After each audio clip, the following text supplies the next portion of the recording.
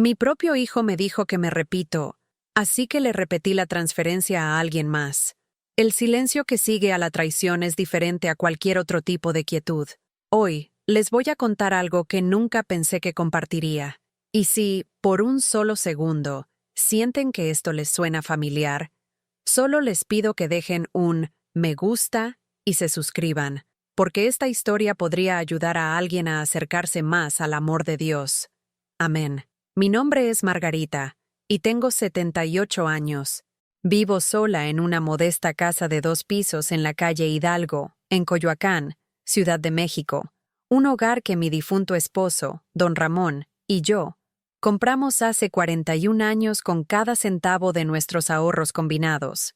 Los papeles de la hipoteca todavía llevan ambas firmas, descoloridas pero legibles, guardados con seguridad en el archivador de madera junto a la mesa de mi cocina, donde pago las facturas cada mes con la misma precisión cuidadosa que he mantenido durante 4 décadas. Esta mañana, como todas las mañanas durante los últimos 10 años desde la partida de Ramón, me despierto antes del amanecer. La casa se acomoda a mi alrededor con crujidos y suspiros familiares, el sonido de la madera vieja que se ajusta a los cambios de temperatura de otro día. Me pongo las gastadas pantuflas de felpa que Ramón me compró para Navidad en 2010, la última Navidad que compartimos, y camino suavemente hacia la cocina donde comienzo mi conversación diaria con el Señor. Las cuentas del rosario hacen clic suavemente entre mis dedos artríticos mientras recito las oraciones que mi madre me enseñó hace 70 años, en este mismo barrio, cuando inmigrantes italianos como mi familia llenaban estas calles con los sonidos de idiomas extranjeros y una fe familiar. Dios te salve, María, llena eres de gracia, el Señor es contigo. Las palabras fluyen automáticamente, memoria muscular del alma, mientras espero que el antiguo percolador de café termine su ritual burbujeante en la estufa. Desde la ventana de mi cocina, puedo ver el campanario de la iglesia de San Antonio, a 3 cuadras de distancia, su cruz capturando los primeros rayos de sol de la mañana, como un faro que llama a los fieles a comenzar otro día al servicio de nuestro Salvador. Esa cruz ha sido mi brújula durante más años de los que me gusta contar. Un recordatorio visual de que, incluso en la soledad más profunda, nunca estoy realmente sola. Jesús entiende el sufrimiento. Él sabe lo que significa ser abandonado por aquellos a quienes más amas. La casa se siente enorme a mi alrededor ahora, llena de 41 años de recuerdos que resuenan en habitaciones donde la risa una vez resonaba libremente y las cenas familiares reunían a 3 generaciones alrededor de la mesa del comedor, que Ramón construyó él mismo con roble que seleccionó personalmente en el almacén de madera. Cada mueble cuenta una historia. El sillón mecedor donde amamanté a mi hijo Miguel a través de innumerables enfermedades infantiles, el banco del piano donde practicaba escalas con dedos reacios, la encimera de la cocina donde compartimos café y sueños sobre nietos que algún día llenarían estas habitaciones de alegría. Pero ese día nunca llegó de la manera que imaginamos.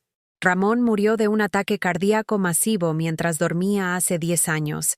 Este octubre, encontrado en paz en nuestra cama con su rosario aún envuelto alrededor de sus dedos, su rostro sereno como si simplemente hubiera cerrado los ojos para orar y hubiera despertado en presencia de nuestro Señor. La autopsia dijo que su corazón simplemente se detuvo, sin dolor, sin lucha. Solo una tranquila transición de este mundo al siguiente que he llegado a ver como la última misericordia de Dios para un hombre que trabajó en la construcción durante 45 años, construyendo los sueños de otras personas mientras su propio cuerpo se desgastaba lentamente bajo el peso del trabajo honesto. Desde entonces, mi mundo se ha contraído a los límites de esta casa, esta calle, este pequeño círculo de lugares familiares donde mis recuerdos se sienten seguros y mi fe se siente fuerte. Asisto a misa en San Antonio todos los domingos, sentada en la tercera banca a la derecha donde Ramón y yo nos sentábamos juntos durante décadas, donde nuestros nombres todavía se susurran en las oraciones de los vecinos que recuerdan cuando éramos jóvenes y llenos de planes que parecían seguros de desarrollarse exactamente como los habíamos imaginado. Los otros feligreses me tratan con la amable gentileza reservada para las viudas y los ancianos, ofreciendo transporte cuando nieva y comprobando que tengo provisiones cuando se pronostican tormentas. Pero su amabilidad, aunque genuina, conlleva la sutil distancia que separa a aquellos que todavía tienen pareja de los que hemos aprendido a poner la mesa para uno y a dormir solos en camas que se sienten vastas y frías a pesar de las mantas eléctricas y las almohadas extra. Mi hijo Miguel llama cada pocas semanas, con la voz que transmite el tono obediente de alguien que cumple con una obligación en lugar de expresar afecto genuino. Vive a 40 minutos de distancia en una mansión en el barrio de Las Lomas con su esposa, Vanessa, y sus 2 hijos adolescentes, mis nietos a quienes veo tal vez 3 veces al año para visitas festivas forzadas que se sienten más como misiones diplomáticas que reuniones familiares. A Vanessa nunca le he caído bien, aunque mantiene una fachada de cortesía que no engaña a nadie. Me llama señora Margarita, en lugar de mamá, a pesar de 15 años de matrimonio con mi hijo, y me habla con la voz lenta y alta que la gente usa con los niños y las personas con discapacidad mental, como si la edad de alguna manera hubiera dañado mi capacidad para entender una conversación normal. Sus sonrisas nunca llegan a sus ojos, y tiene una forma de desviar cada conversación de temas que podrían requerir que reconozca mi humanidad o inteligencia. El propio Miguel se ha distanciado con los años, transformado del niño que una vez se subía a mi regazo para compartir sus problemas en un exitoso gerente corporativo que me habla principalmente de asuntos prácticos, mi salud, mis finanzas, mi situación, como la llama. Nunca pregunta por mis sentimientos, mis sueños, mis recuerdos de su padre, o si me siento sola en esta gran casa donde la risa de su infancia aún resuena en habitaciones vacías. Pero este martes por la mañana se siente diferente de alguna manera, cargado de una tensión que no puedo identificar ni descartar. Mientras estoy sentada en la mesa de mi cocina con mi café y mis oraciones matutinas, mi teléfono suena con el agresivo chirrido electrónico que siempre me hace saltar ligeramente. El identificador de llamadas muestra el nombre de Miguel, inusual para una mañana de entresemana, cuando normalmente está consumido con reuniones y plazos que definen su vida profesional. «Buenos días, corazón», contesto, genuinamente complacida de saber de él inesperadamente. «Hola, mamá». Su voz suena tensa, formal, como si estuviera leyendo un guión que ha ensayado. «Mira, Vanessa y yo necesitamos venir a hablar contigo sobre algo importante. ¿Estás libre esta tarde alrededor de las 2? Algo en su tono hace que mi estómago se contraiga con el mismo pavor instintivo que sentí la noche en que el hospital llamó sobre Ramón. «Por supuesto, cariño. ¿Está todo bien? ¿Los niños están bien?» «Todos están bien, mamá. Solo necesitamos discutir algunas cosas. Sobre tu futuro». La palabra futuro flota entre nosotros como una amenaza, cargada de implicaciones que no quiero examinar demasiado de cerca. A los 78 años, mi futuro se siente más como una conclusión que como un comienzo, más sobre la preparación para la eternidad que sobre la planificación de las empresas terrenales. Pero la voz de Miguel lleva un peso que sugiere que tiene ideas muy específicas sobre cómo debería ser mi futuro, ideas que quizás no se alinean con mis propias esperanzas y preferencias. «Voy a preparar café fresco», le digo, recurriendo a la hospitalidad que ha definido mi papel como esposa y madre durante más de medio siglo. «No te tomes ninguna molestia», responde rápidamente. «Esto no tomará mucho». Después de colgar, me siento en la mesa de mi cocina mirando el teléfono, tratando de sacudirme la sensación de que algo fundamental está a punto de cambiar de maneras que no estoy preparada para manejar. Tomo mi rosario de nuevo, pasando las cuentas familiares por mis dedos mientras susurro oraciones por sabiduría, por fortaleza, por la gracia de aceptar lo que Dios ha planeado para este capítulo de mi vida. Pero en lo profundo de mi corazón, en el lugar donde vive la intuición de una madre, siento que la conversación de esta tarde pondrá a prueba mi fe de maneras que no he experimentado desde la noche en que murió Ramón, y me dejó sola en un mundo que de repente se sintió extraño y poco acogedor. Las horas hasta las 2 en punto se estiran como una eternidad de preocupada anticipación. Las 2 en punto llegan con la puntualidad del día del juicio. A través de la ventana de mi sala, veo el BMW negro de Miguel entrar en mi entrada con la precisión mecánica de alguien que ve esta visita como otra cita de negocios que debe completarse de manera eficiente. Vanessa emerge del asiento del pasajero con un traje gris carbón que probablemente cuesta más que mi cheque mensual de seguro social. Su cabello rubio recogido en el estilo severo que prefiere para lo que ella llama conversaciones serias. Miguel la sigue, ajustando su corbata con el gesto nervioso que recuerdo de su infancia, cuando estaba a punto de confesar alguna fechoría que requería la intervención de los padres. Pero ahora tiene 45 años. Es gerente regional de una empresa farmacéutica, conduce un automóvil que cuesta más de lo que Ramón y yo ganamos en un solo año. El éxito lo ha cambiado de maneras que van más allá de la prosperidad material. Ha endurecido algo esencial en su carácter. Lo ha vuelto impaciente con cualquier cosa que no contribuya directamente a su movilidad ascendente. Abro la puerta antes de que puedan tocar el timbre, saludándolos con la misma cálida sonrisa que he ofrecido a todos los visitantes de esta casa durante 4 décadas. Adelante, cariño. Vanessa, te ves hermosa como siempre. La respuesta de Vanessa es la sonrisa quebradiza que reserva para las obligaciones sociales que preferiría evitar. Hola, señora Margarita. Gracias por hacernos un tiempo hoy. Hacer un tiempo. Como si mi agenda estuviera llena de compromisos urgentes que compiten por mi atención. Como si no hubiera estado sentada sola en esta casa durante semanas, esperando exactamente este tipo de visita inesperada de mi único hijo. Se acomodan en el sofá de mi sala, el de terciopelo color borgoña que Ramón y yo ahorramos durante 2 años para comprar, cuando los muebles se construían para durar generaciones en lugar de temporadas. Miguel se sienta hacia adelante con los codos sobre las rodillas, adoptando la postura que usa cuando entrega informes trimestrales a los ejecutivos corporativos. Vanessa se sienta a su lado con su bolso agarrado en su regazo como un escudo contra la contaminación de mi entorno de clase media. El café que preparé permanece intacto sobre la mesa entre nosotros, enfriándose mientras intercambian miradas que sugieren una conversación ya concluida en privado antes de llegar a mi puerta. ¿Esto es teatro? Me doy cuenta con creciente inquietud. Ya han decidido lo que sea que vinieron a decidir. Mi papel es simplemente escuchar y cumplir. Mamá, comienza Miguel, con la cuidadosa modulación de alguien que ha ensayado este discurso varias veces. Vanessa y yo hemos estado hablando de tu situación aquí. Nos preocupa tu seguridad, viviendo sola en esta gran casa. Tu situación. La frase cae como una pequeña bofetada, reduciendo mi vida a un problema que requiere su gestión y solución. He vivido en esta casa más tiempo del que Miguel ha estado vivo. Lo crié en estas habitaciones.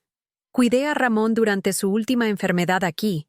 Mantuve cada sistema y estructura con la competencia de alguien que entiende que los hogares requieren atención y cuidado constantes. Me estoy arreglando bien, cariño. Respondo suavemente, aunque algo en su tono hace que mi corazón comience a latir con el ritmo irregular que a veces me despierta en medio de la noche. El doctor Patterson dice que mi salud es excelente para mi edad. Vanessa se inclina ligeramente hacia adelante, su expresión cambiando a la preocupación condescendiente que probablemente usa con los subordinados en su empresa de marketing. Pero Margarita, ¿qué pasa si te caes por estas escaleras? ¿Qué pasa si tienes una emergencia y no hay nadie aquí para ayudarte?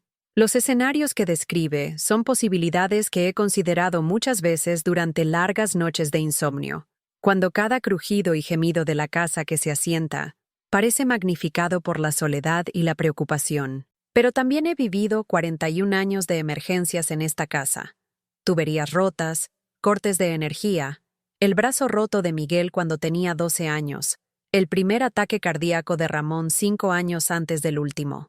He manejado crisis con la competencia que proviene de la necesidad y la fe de que Dios proporciona fortaleza cuando las circunstancias exigen más de lo que creemos que podemos soportar. Tengo a la señora Chen al lado, les recuerdo, gesticulando hacia la ventana que da a la cocina de mi vecina. Ella me revisa todos los días. Y el padre Morales me visita 2 veces por semana. No estoy tan aislada como parece que crees. Miguel y Vanessa intercambian otra mirada, y percibo algo que pasa entre ellos que hace que mi estómago se contraiga de aprensión. Esto no es una preocupación casual de seres queridos. Esto se siente calculado, intencionado, impulsado por motivaciones que aún no han revelado. El caso es, mamá, continúa Miguel, con el tono paciente que la gente usa cuando explica conceptos simples a los que aprenden lentamente. Esta casa se está convirtiendo en una carga. Los impuestos a la propiedad siguen subiendo. Las facturas de calefacción son astronómicas. El techo necesita reparación, y los cimientos tienen algunos problemas de asentamiento que notamos la última vez que estuvimos aquí. Quiero interrumpir, señalar que he manejado estos gastos con éxito durante 10 años desde la muerte de Ramón, que mi pensión de maestra y el seguro social brindan ingresos adecuados para mis modestas necesidades, que he mantenido esta casa con la misma cuidadosa atención que dediqué a 38 años de educar a los hijos de otras personas. Pero algo en la expresión de Miguel me advierte que interrumpir sería inoportuno, que mi perspectiva sobre mi propia vida es de alguna manera irrelevante para esta conversación. Hemos encontrado un lugar maravilloso para ti, dice Vanessa, sacando un folleto brillante de su bolso con la eficiencia de un vendedor cerrando un trato. La Casa del Sol Poniente es una hermosa comunidad de vida asistida en Cuernavaca. Tienen actividades, servicio de comidas, limpieza, personal médico en el sitio las 24 horas del día. Extiende el folleto sobre mi mesa de centro, como si estuviera presentando pruebas en un caso judicial. Las fotografías muestran a personas mayores sonriendo jugando cartas, asistiendo a sesiones de manualidades, participando en lo que el material de marketing describe como actividades sociales enriquecedoras diseñadas para promover el bienestar y la participación comunitaria. Estas personas en las fotos no se parecen en nada a mí. Parecen resignadas a una especie de felicidad institucional, contentas de que sus días sean estructurados por el horario de otra persona, agradecidas por un entretenimiento que no requiere participación intelectual ni profundidad espiritual. Enseñé a Shakespeare y Dickens a estudiantes de secundaria durante casi 4 décadas. He leído la Divina Comedia de Dante en italiano original. Mantengo correspondencia con exalumnos que todavía buscan mi consejo sobre literatura y decisiones de vida. ¿Cuánto cuesta este lugar?, pregunto, aunque sospecho que ya sé que la respuesta estará muy por encima de mis posibilidades. Miguel se mueve incómodamente, la primera grieta en su presentación compuesta. Es caro, mamá. Alrededor de 4,000 al mes. Pero aquí está la cosa. Si vendemos esta casa, el dinero recaudado cubriría con creces tus cuidados durante años. Décadas, probablemente. Vender esta casa. Las palabras cuelgan en el aire como una sentencia de muerte, transformando todo lo que creía entender sobre esta conversación en algo mucho más siniestro y devastador. No están aquí porque les preocupa mi bienestar. Están aquí porque quieren mi casa. Esta es mi casa, digo en voz baja, mi voz apenas audible por encima del sonido de mi corazón latiendo contra mis costillas. Tu padre y yo compramos esta casa con el dinero de nuestra boda. Pintamos cada habitación nosotros mismos. Él construyó la terraza trasera con sus propias manos. Nuestros recuerdos están en estas paredes. La expresión de Vanessa no cambia, pero veo un destello de impaciencia en sus ojos. Pero Margarita, los recuerdos no requieren un lugar específico. Harás nuevos recuerdos en la Casa del Sol Poniente. Y, honestamente, mantener este lugar se va a volver más difícil a medida que envejezcas. A medida que envejezcas.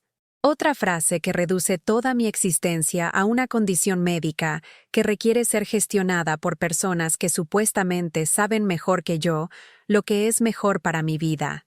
Tengo 78 años, no 98. Leo sin gafas. Conduzco mi propio coche. Llevo mis propias cuentas y cocino comidas que avergonzarían a la mayoría de las mujeres de la mitad de mi edad. No estoy lista para la vida asistida, les digo con firmeza, recurriendo a reservas de fortaleza que no sabía que aún poseía. Soy perfectamente capaz de vivir de forma independiente. La fachada de preocupación paciente de Miguel finalmente se agrieta, revelando algo más duro y calculador debajo. Mamá, no estás siendo realista. Repites las mismas historias una y otra vez. Olvidas las cosas. La última vez que estuvimos aquí, me preguntaste 3 veces si quería más café. Te repites. La acusación me golpea como un golpe físico, atacando el miedo más profundo de toda persona que envejece, que nuestras mentes están fallando, que nuestros pensamientos y recuerdos se han convertido en cargas para las personas que más amamos. Pero recuerdo esa visita claramente. Le ofrecí café varias veces porque parecía nervioso y distraído, porque estaba tratando de ser una buena anfitriona, porque el silencio hacía que la conversación fuera incómoda para todos nosotros.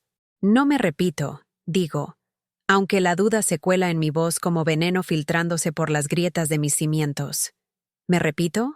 ¿Me he convertido en una de esas personas mayores que cuentan las mismas historias porque han olvidado que ya las han compartido? ¿Mi mente está fallando de maneras que no puedo reconocer ni reconocer? Vanessa se inclina hacia adelante con lo que probablemente cree que es una comprensión compasiva. Margarita, es natural que la memoria se vuelva menos fiable a medida que envejecemos. No hay vergüenza en necesitar ayuda, pero no podemos dejar que el orgullo te ponga en peligro. Orgullo. Otra acusación disfrazada de preocupación. No solo están cuestionando mi competencia, sino que están sugiriendo que mi resistencia a su plan proviene de la vanidad y no de una preferencia legítima por mantener el control sobre mi propia vida. Están replanteando mi deseo de permanecer en mi propia casa como un defecto de carácter que necesita ser corregido, en lugar de una elección razonable que merece respeto. Esa noche, después de que se marchan con promesas de analizar los detalles y explorar nuestras opciones, me siento sola en mi cocina con una taza de té que se enfría mientras miro el folleto que dejaron atrás. Los rostros de las fotografías parecen burlarse de mí con su contento artificial, su entrega a vidas gestionadas por extraños que se benefician de su impotencia. Cojo mi rosario y comienzo a rezar, pero por primera vez en años, las palabras familiares no me dan consuelo. Dios te salve, María. Llena eres de gracia, pero la gracia parece ausente de esta situación. Me siento abandonada por la gracia, traicionada por el hijo que crié para honrar a sus padres, manipulada por una nuera que me ve como un obstáculo para su seguridad financiera. Señor, susurro en la oscuridad de mi cocina, quieren llevarse mi casa, el hogar que Ramón y yo construimos juntos. Quieren encerrarme como muebles que ya no necesitan. El silencio que sigue se siente diferente a la quietud afable a la que me he acostumbrado en los años transcurridos desde la muerte de Ramón. Este silencio se siente vacío, vacío de la presencia divina que generalmente me sostiene en momentos difíciles. Por primera vez desde el funeral de mi esposo, me pregunto si Dios está escuchando mis oraciones, o si me he vuelto tan invisible para Él, como aparentemente lo soy para mi propia familia. ¿Estoy siendo puesta a prueba o simplemente olvidada? Pasan 3 semanas antes de que Miguel vuelva a llamar. 3 semanas durante las cuales reproduzco nuestra conversación innumerables veces, buscando señales que podría haber perdido, palabras que podría haber malinterpretado. Cada mañana, me despierto con la misma angustia persistente de que algo terrible se acerca como una tormenta, que cobra fuerza más allá del horizonte, visible solo para aquellos que saben leer las señales de advertencia en los vientos cambiantes y las nubes oscuras. Durante esas semanas de soledad, me encuentro cuestionando cada palabra que digo, cada historia que le cuento a la señora Chen cuando pasa con sopa casera, cada conversación que tengo con el padre Morales durante sus visitas pastorales. ¿Me repito? ¿Le he hablado del ataque cardíaco de Ramón antes? ¿Ya mencioné que las rosas necesitan ser podadas? La duda que Miguel plantó crece como un cáncer, haciendo metástasis a través de mi confianza hasta que empiezo a cuestionar no solo mi memoria, sino mi derecho a confiar en mis propias percepciones de la realidad. La llamada llega un jueves por la mañana mientras riego las violetas africanas en el alféizar de mi ventana de la cocina. Las mismas violetas que he cuidado durante 15 años, descendientes de plantas que mi madre trajo de Italia cuando apenas era más grande que una niña. La voz de Miguel suena diferente esta vez, seria y distante, como si estuviera leyendo un guión preparado por otra persona. Mamá, he concertado una cita para que alguien te vea mañana por la mañana. El doctor Ignacio Vargas. Es especialista en medicina geriátrica. Mis manos se detienen en la regadera, enviando un pequeño chorro de agua por el alféizar y al suelo. ¿Un doctor? Miguel, acabo de ver al doctor Patterson hace 3 meses para mi chequeo. Todo estaba bien. Esto es diferente, mamá. El doctor Vargas se especializa en evaluación cognitiva. Dadas algunas de las cosas que hemos notado durante nuestras visitas, Vanessa y yo pensamos que sería prudente que te evaluaran. Evaluación cognitiva. La frase me golpea como un golpe físico, confirmando los temores que he estado tratando de reprimir desde aquella tarde en que se sentaron en mi sala de estar discutiendo mi situación como si fuera un problema a resolver en lugar de una persona a respetar. Están cuestionando mi competencia mental, construyendo un caso para su argumento de que ya no soy capaz de vivir de forma independiente. ¿Qué cosas han notado?, pregunto, aunque me aterra escuchar la respuesta. El suspiro de Miguel lleva la paciencia exagerada de alguien obligado a explicar hechos obvios a un alumno lento. Las conversaciones repetitivas, mamá. La forma en que haces las mismas preguntas varias veces. La semana pasada, cuando te llamé, parecías confundida sobre qué día era. Xiao, quiero defenderme, señalar que me estaba recuperando de un ataque de gripe esa semana, que cualquiera podría estar desorientado al ser despertado de una siesta inducida por la fiebre por una llamada telefónica inesperada. Pero algo en el tono de Miguel me advierte que mis explicaciones serán desestimadas como evidencia adicional de deterioro cognitivo, prueba de que carezco de la perspicacia para reconocer mis propias limitaciones. No necesito una evaluación cognitiva, digo con firmeza, recurriendo a reservas de dignidad que no sabía que aún poseía. Soy perfectamente capaz de manejar mis propios asuntos. Mamá, esto no es opcional. La cita es mañana a las 10 en punto. El doctor Vargas vendrá a la casa para que no tengas que preocuparte por el transporte. No opcional. Las palabras caen como barrotes de prisión que se cierran de golpe, atrapándome en una situación a la que nunca consentí y de la que no puedo escapar. Mi propio hijo me está obligando a someterme a una evaluación médica por un extraño que determinará si soy competente para seguir viviendo en mi propia casa, tomando mis propias decisiones, controlando mi propio destino. Después de colgar, me siento en la mesa de mi cocina con las manos temblorosas, mirando el teléfono como si pudiera volver a sonar con la noticia de que esta conversación fue una especie de broma cruel, un malentendido que podría aclararse con una simple explicación. Pero el silencio se extiende interminablemente, lleno solo con el tic-tac del reloj de repisa que Ramón y yo recibimos como regalo de bodas hace 53 años. Intento rezar, pero las palabras familiares se sienten huecas y mecánicas, vacías de la comodidad que han brindado a lo largo de décadas de crisis menores y tristezas manejables. Padre nuestro, que estás en el cielo, santificado sea tu nombre. Pero el cielo se siente imposibilitadamente distante, y el nombre de Dios se siente ajeno en mi lengua, como si estuviera hablando un idioma que una vez conocí con fluidez, pero que de alguna manera he olvidado por desuso. Esa noche, el sueño me elude por completo. Me acuesto en la cama que compartí con Ramón durante 41 años, mirando al techo mientras mi mente corre a través de décadas de recuerdos, buscando evidencia de que mis habilidades cognitivas permanecen intactas. Puedo recitar el juramento a la bandera, el credo de los apóstoles y pasajes completos de la poesía que enseñé a generaciones de estudiantes de secundaria. Recuerdo los nombres de todos los niños de mi clase de primer grado en la escuela primaria de San José en 1955. Puedo decirte la fecha exacta de cada cumpleaños, aniversario y hito importante familiar de los últimos 70 años.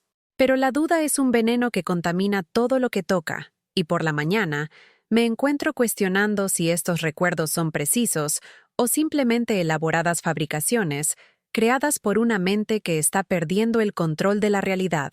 Tal vez Miguel tiene razón, tal vez sí me repito.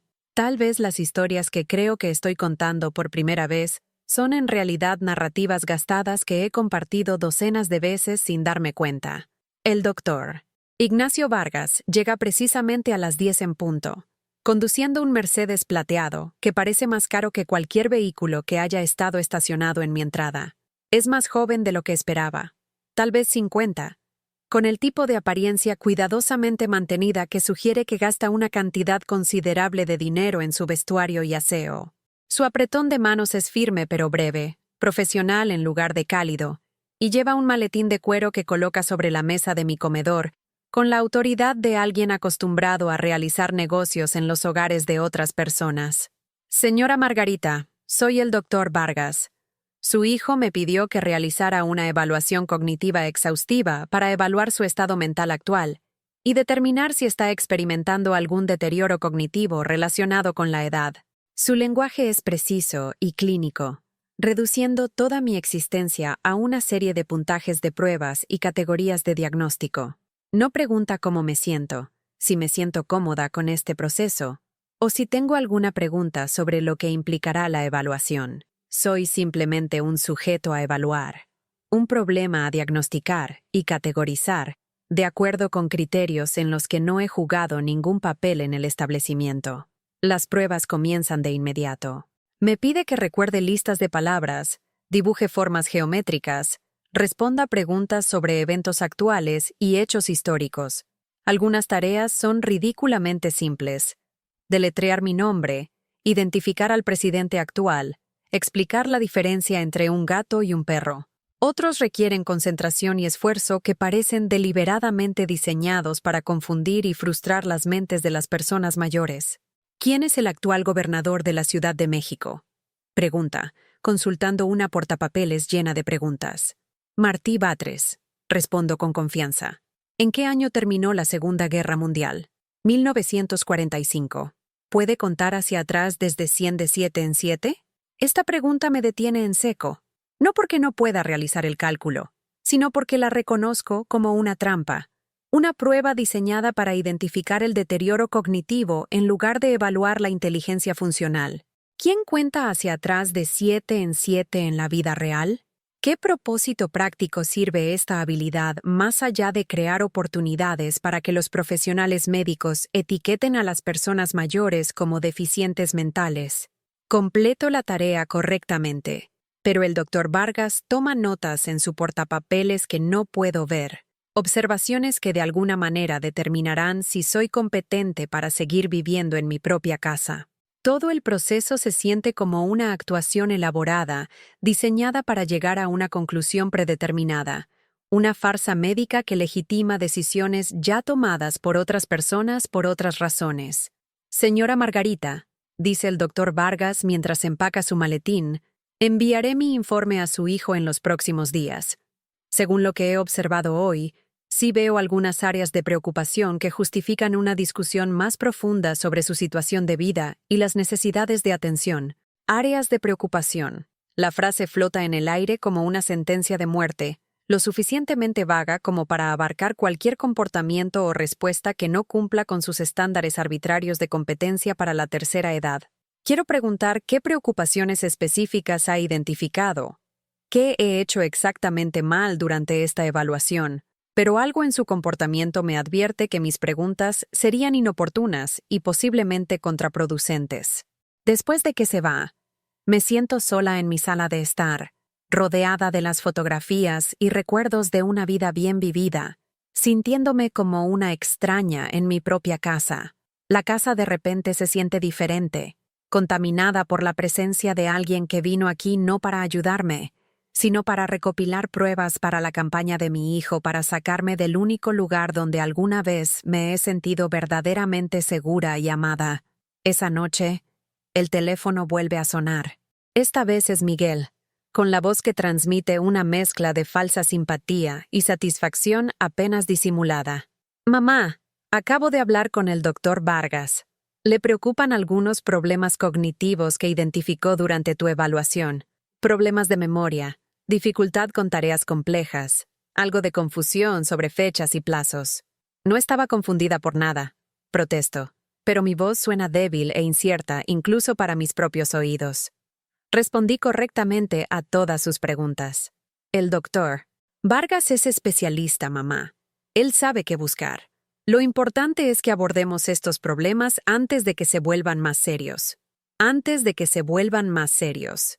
La implicación es clara.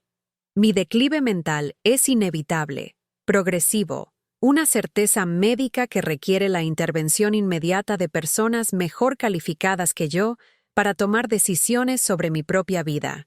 Mi hijo me ha transformado de un adulto competente en un paciente que requiere manejo.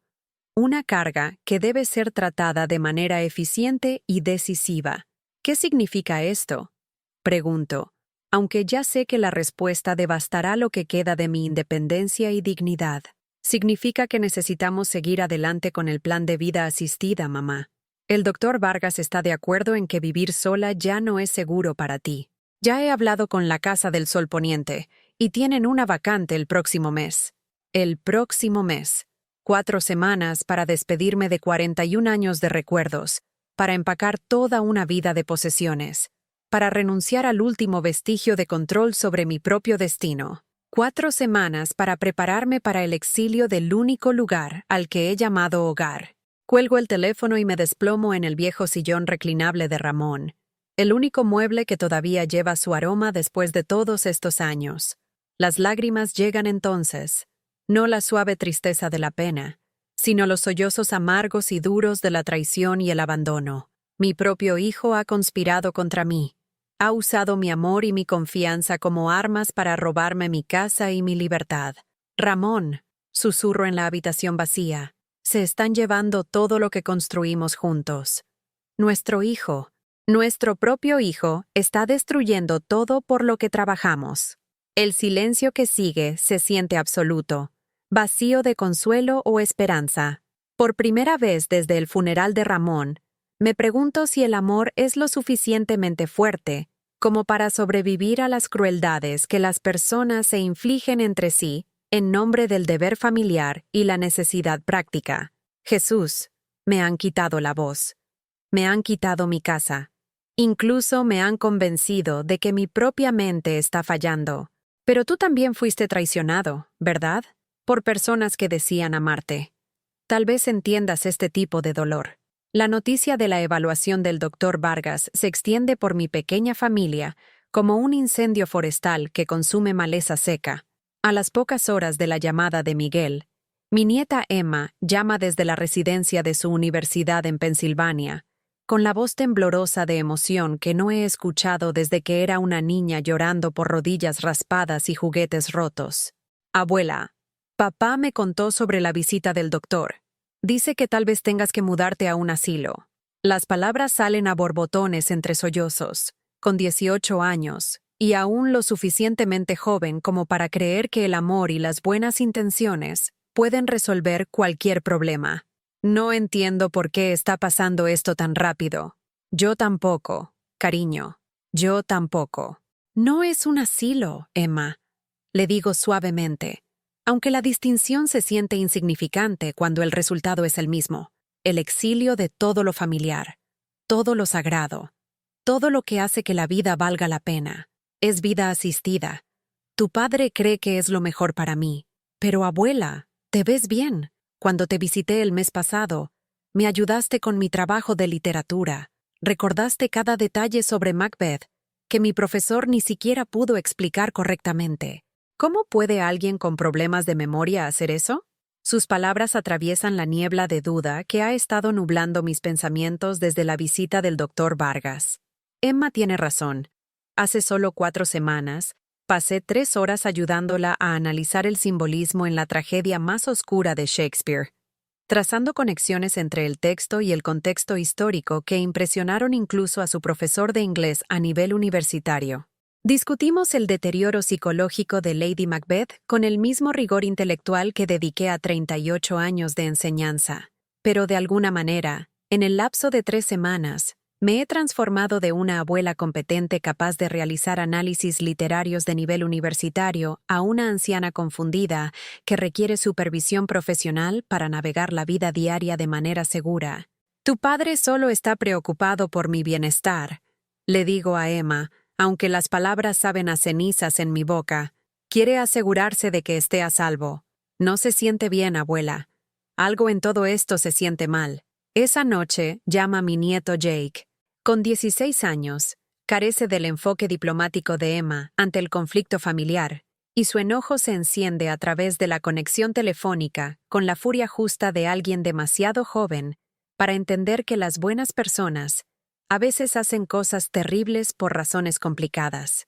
Esto es una completa mierda, abuela, dice, aparentemente olvidando que soy una católica de 78 años que crió a su padre para que respetara a sus mayores y cuidara su lenguaje. Papá ha estado hablando de vender tu casa durante meses. Cree que no lo sabes, pero lo escuché a él y a mamá discutiendo sobre eso la Navidad pasada. Meses. Han estado planeando esto durante meses. Quizás incluso antes de la evaluación del doctor Vargas. Quizás incluso antes de aquella tarde en que se sentaron en mi sala de estar, expresando sus preocupaciones sobre mi seguridad e independencia. La evaluación médica no fue diseñada para evaluar mi competencia, sino para proporcionar legitimidad profesional a una decisión que ya habían tomado. ¿Qué escuchaste exactamente, Jake?, preguntó, aunque una parte de mí no quiere saber la respuesta. Papá dijo que la casa ahora vale como $500,000 por las mejoras en el vecindario. Dijo que estás sentada sobre una mina de oro, y ni siquiera te das cuenta. Mamá dijo que podrían pagar su hipoteca y que les quedaría suficiente para comprar una casa de vacaciones en los Hamptons. Una casa de vacaciones en los Hamptons. Mientras me almacenan en una institución, comiendo comidas preparadas por extraños y participando en actividades artesanales diseñadas para personas con capacidad intelectual disminuida. Mi hijo y mi nuera disfrutarán de escapadas de fin de semana compradas con las ganancias de la venta del trabajo de mi vida. La traición duele más que cualquier cosa que haya experimentado desde la muerte de Ramón. Al menos, cuando murió mi esposo, entendí que su partida no fue voluntaria. No fue motivada por el egoísmo o la codicia. La muerte se lo había llevado, pero me había amado hasta su último aliento. Mi hijo está eligiendo destruir mi vida mientras afirma actuar por amor y preocupación por mi bienestar. Jake, necesito que me prometas algo, digo, con la voz más firme de lo que me siento. No te enfrentes a tu padre por esta conversación. No le digas lo que me has contado. ¿Puedes hacerlo? Supongo que sí, abuela. Pero esto no es justo. No deberías tener que dejar tu casa. Después de colgar, me siento en la silla de Ramón, mirando la pared donde cuelga nuestra fotografía de boda. Dos jóvenes radiantes de esperanza y certeza de que su amor podría resistir cualquier cosa que la vida les deparara. Parecemos tan inocentes en esa foto, tan completamente desprevenidos para las formas en que las promesas podrían romperse. La confianza podría ser traicionada, y el amor podría ser utilizado como arma por personas que comparten nuestra sangre. A la mañana siguiente llega una visita inesperada. La señora Chen de al lado aparece en la puerta de mi cocina con un plato de empanadas caseras y luciendo la expresión de alguien que ha ensayado una conversación difícil varias veces antes de encontrar el coraje para comenzarla. Margarita, espero que no te importe que pregunte, pero vi ese auto de doctor elegante en tu entrada ayer, dice, sentándose en la silla de la cocina frente a mí, con la familiaridad cómoda de alguien que ha compartido innumerables tazas de café y décadas de chismes del vecindario. ¿Todo está bien con tu salud? La señora Chen tiene 74 años. Es una costurera jubilada que emigró de Taiwán hace 40 años con su difunto esposo. Ella entiende lo que significa construir una vida en un lugar extranjero, crear un hogar a partir de nada más que determinación y fe en la posibilidad de que el trabajo duro eventualmente pueda conducir a la seguridad y la pertenencia. Mi hijo cree que necesito que me evalúen por problemas de memoria, le digo, sorprendida por la facilidad con la que la verdad emerge en su presencia. Ha concertado que me trasladen a un centro de asistencia. La cara de la señora Chen se endurece con la expresión de alguien que ha presenciado suficiente injusticia como para reconocerla de inmediato. ¿Problemas de memoria? Margarita, ¿me ayudas con mis cartas en inglés a la compañía de seguros?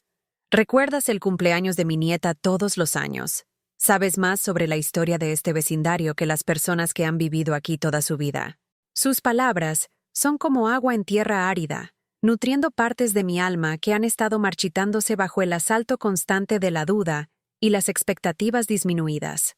Alguien me ve claramente, reconoce mi competencia, Valida mi derecho a confiar en mis propias percepciones de mis capacidades mentales. Mi hijo dice que me repito. Confieso, expresando el miedo que ha estado carcomiendo mi confianza como ácido disolviendo el metal. Dice que hago las mismas preguntas varias veces. La señora Chen resopla con la burla de alguien que ha criado a 5 hijos y enterrado a un esposo. Todos los hijos creen que sus padres se repiten.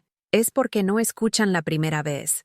Mi hija me dice lo mismo, pero de alguna manera nunca me repito cuando hablo con personas que realmente prestan atención a lo que digo. Esa tarde, camino a San Antonio por primera vez en semanas, necesitando el consuelo del espacio sagrado y los rituales familiares. La iglesia está casi vacía, excepto por un anciano rezando el rosario en el primer banco y una joven madre con un bebé dormido que ha encendido una vela en el santuario de Nuestra Señora de Guadalupe. Me deslizo en mi banco habitual y me arrodillo ante el crucifijo que ha estado observando a esta congregación durante más de 60 años. La figura tallada de Cristo parece diferente hoy, más humana de alguna manera, menos distante que la abstracción teológica a la que he estado orando desde la infancia. Por primera vez, realmente veo el sufrimiento en su rostro, el abandono en su postura, el completo aislamiento de alguien traicionado por las personas a las que amaba y en las que confiaba. Jesús. Susurro. Mi voz apenas audible en el vasto silencio de la iglesia. Me lo están quitando todo. Mi casa, mi dignidad, mi derecho a vivir como elijo.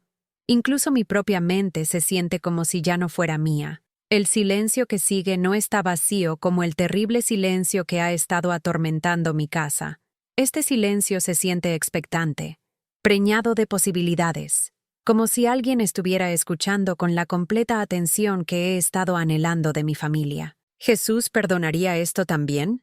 Pregunto en voz alta. La pregunta surge de profundidades de dolor que no sabía que existían. ¿Debería perdonar de nuevo?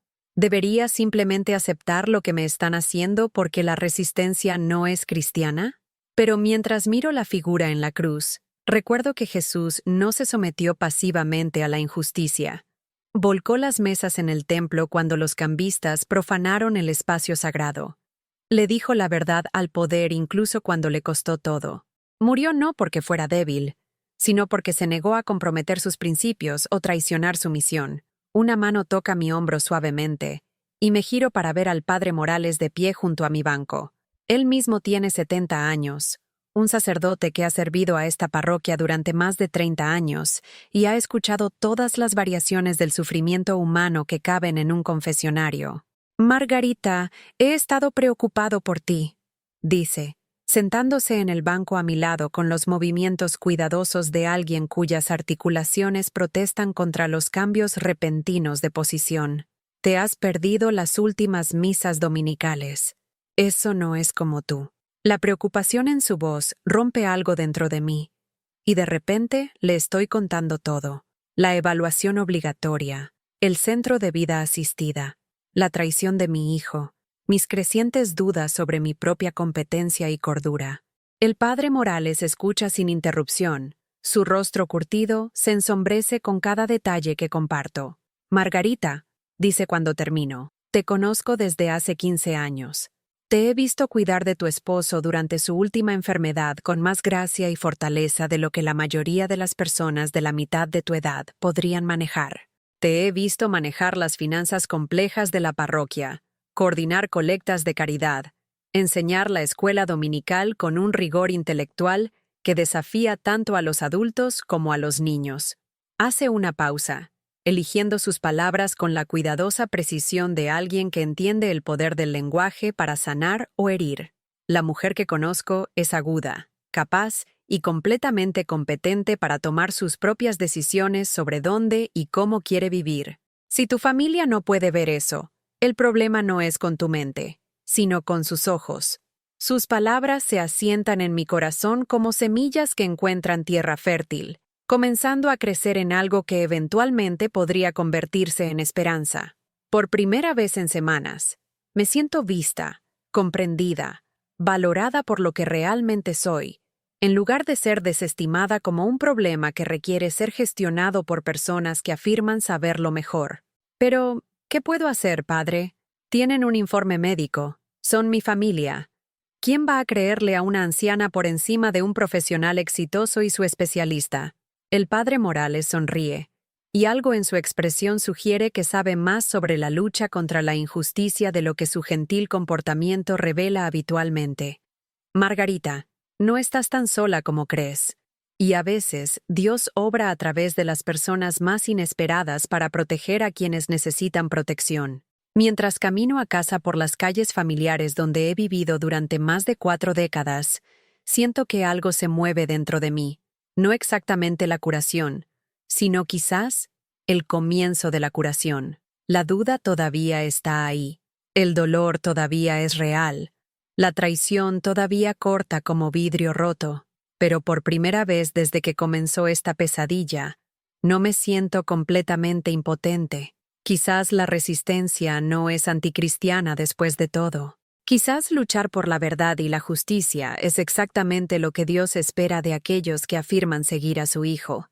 Quizás es hora de dejar de ser la víctima de la codicia de otras personas y comenzar a ser la mujer con la que Ramón se casó, la que nunca retrocedió ante una pelea cuando algo importante estaba en juego. Las palabras del padre Morales resuenan en mi mente durante 3 días, ganando fuerza como una oración repetida, hasta que se convierte en parte de los latidos de tu corazón. A veces Dios obra a través de las personas más inesperadas para proteger a quienes necesitan protección. Me encuentro preguntándome quiénes podrían ser estas personas inesperadas, escudriñando rostros en la tienda de comestibles y en la oficina de correos, como si la intervención divina pudiera llegar con un disfraz familiar. La respuesta llega un miércoles por la mañana en la forma de Tomás, de pie en mi porche con un ramo de rosas amarillas, y la misma sonrisa amable que hizo que mi corazón se acelerara hace 45 años, cuando éramos jóvenes profesores en diferentes escuelas de Guadalajara. Antes de Ramón. Antes del matrimonio y los hijos y la vida segura y predecible que elegí sobre la apasionada incertidumbre que Tomás representaba.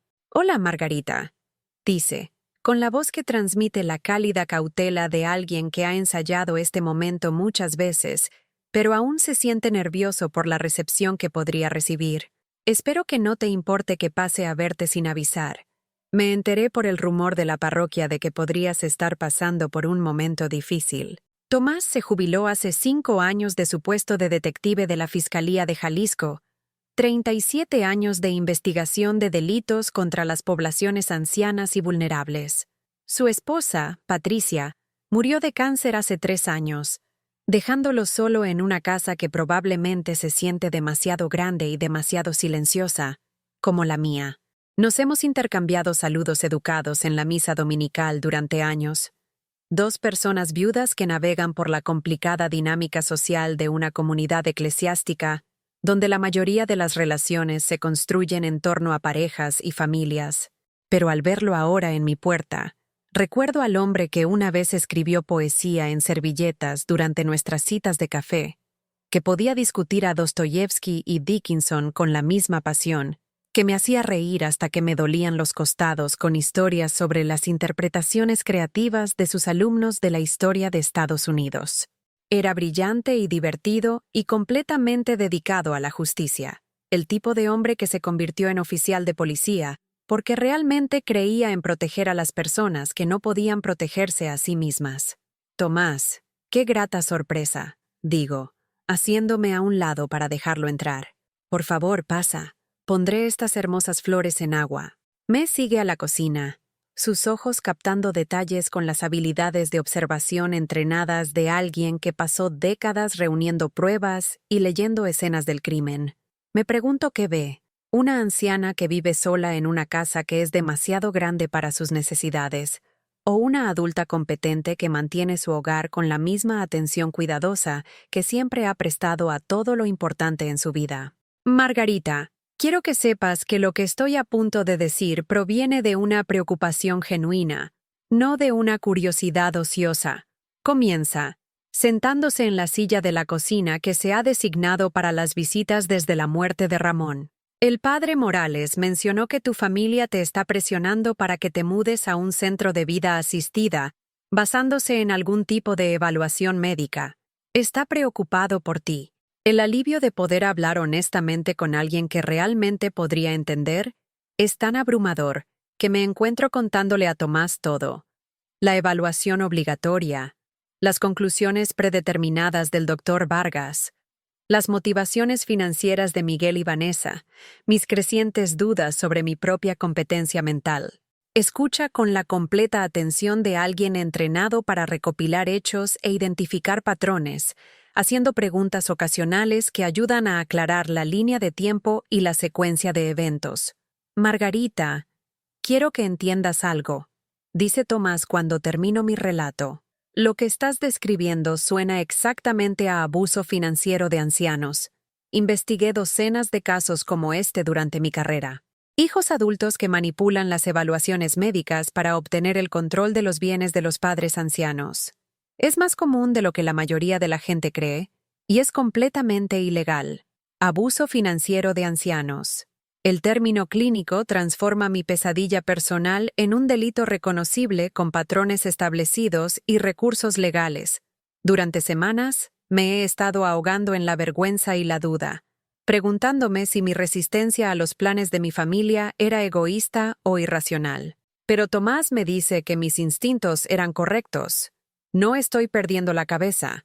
Estoy siendo victimizada por personas que están explotando mi confianza y mi amor para su propio beneficio financiero.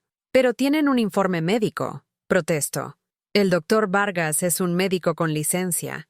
Seguramente su evaluación tiene más peso que mi palabra contra la suya. La expresión de Tomás se endurece con la ira particular de alguien que ha visto a demasiadas personas inocentes destruidas por profesionales corruptos. Margarita, déjame contarte sobre el doctor Ignacio Vargas. Su nombre ha pasado por mi escritorio más veces de las que me gusta contar. Es parte de una red de proveedores de atención médica que se especializan en proporcionar justificación médica a los miembros de la familia que quieren obtener el control de los bienes de los parientes ancianos. Saca su teléfono y me muestra un artículo de noticias de hace 6 meses sobre una investigación federal sobre esquemas de abuso de ancianos que involucran a geriatras corruptos.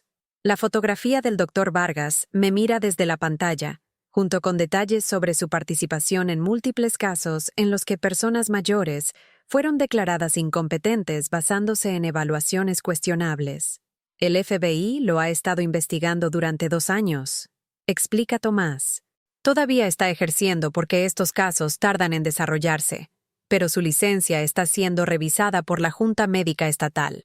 Cada evaluación que a sus palabras se instalan en mi corazón como semillas que encuentran tierra fértil, comenzando a crecer en algo que eventualmente podría convertirse en esperanza.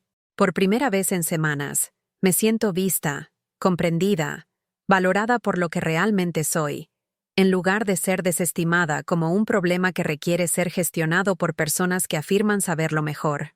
¿Pero qué puedo hacer, padre? Tienen un informe médico. Son mi familia. ¿Quién va a creerle a una anciana por encima de un profesional exitoso y su especialista?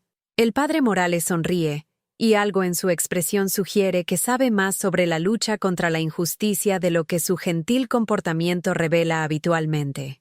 Margarita, no estás tan sola como crees.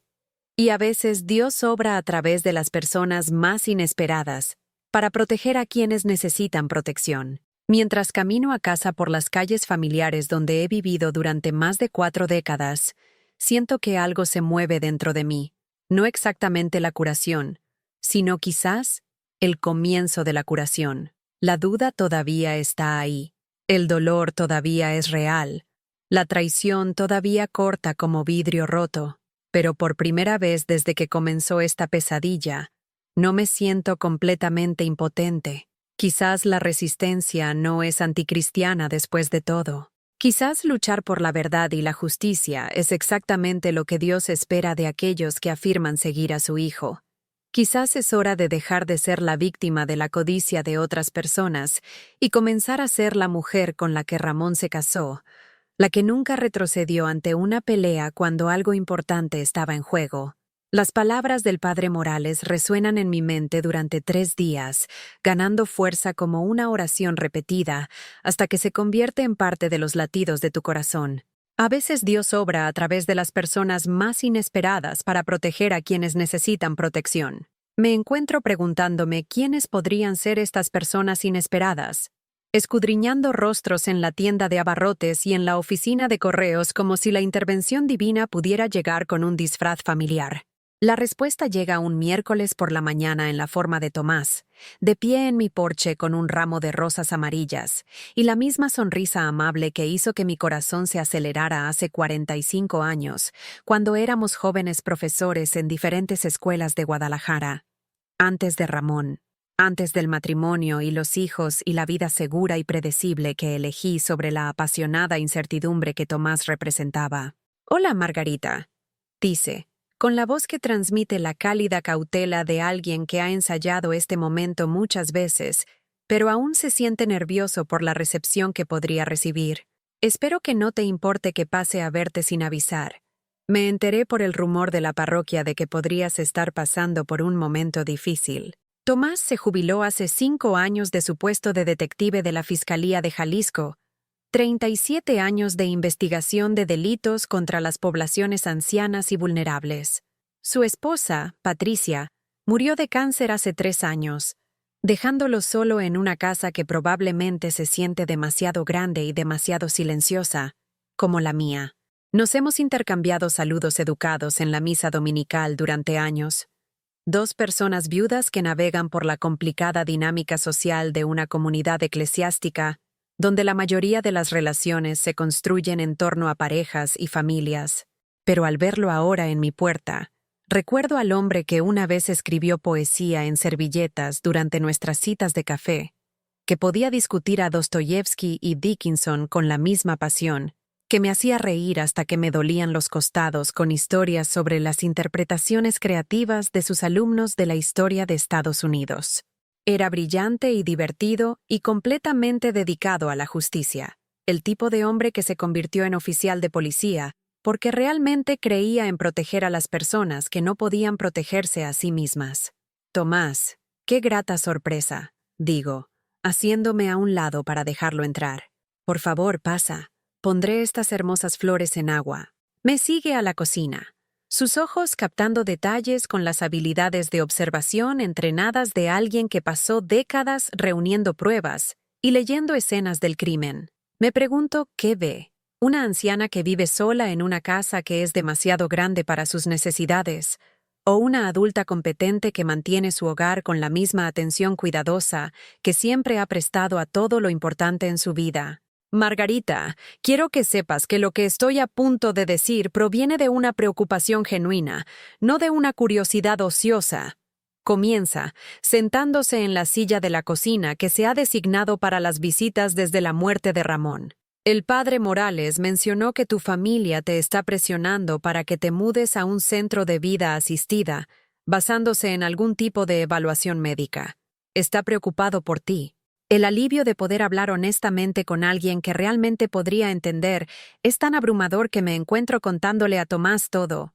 La evaluación obligatoria, las conclusiones predeterminadas del Dr. Vargas, las motivaciones financieras de Miguel y Vanessa, mis crecientes dudas sobre mi propia competencia mental.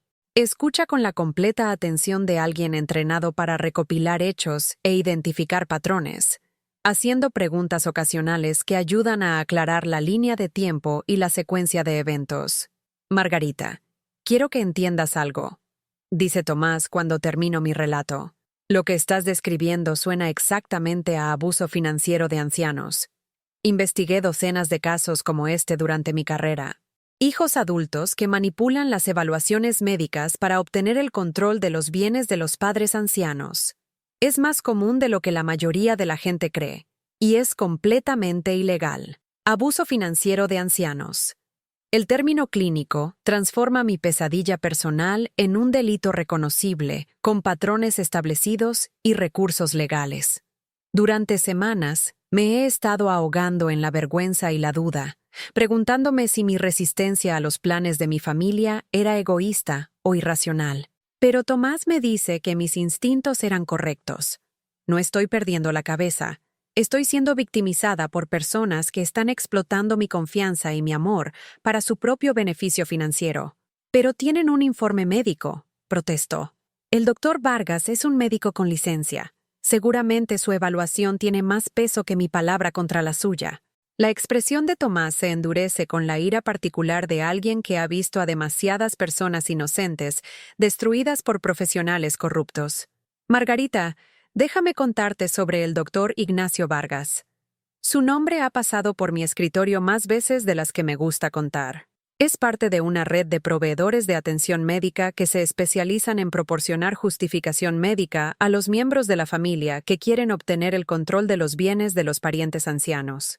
Saca su teléfono y me muestra un artículo de noticias de hace 6 meses sobre una investigación federal sobre esquemas de abuso de ancianos que involucran a geriatras corruptos.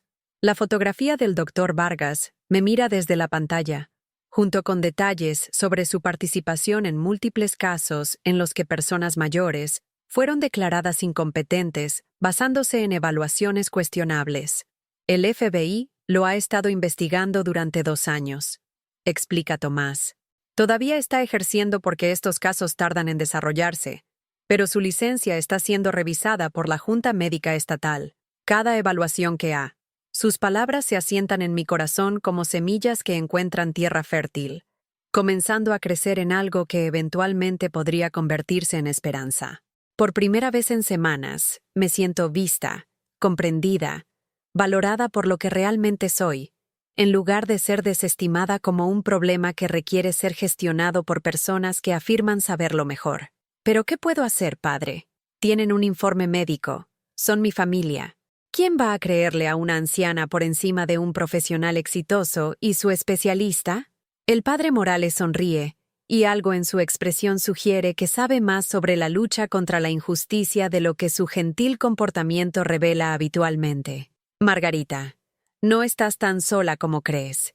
Y a veces Dios obra a través de las personas más inesperadas para proteger a quienes necesitan protección. Mientras camino a casa por las calles familiares donde he vivido durante más de 4 décadas, siento que algo se mueve dentro de mí, no exactamente la curación, sino quizás el comienzo de la curación. La duda todavía está ahí, el dolor todavía es real, la traición todavía corta como vidrio roto, pero por primera vez desde que comenzó esta pesadilla, no me siento completamente impotente. Quizás la resistencia no es anticristiana después de todo. Quizás luchar por la verdad y la justicia es exactamente lo que Dios espera de aquellos que afirman seguir a su Hijo.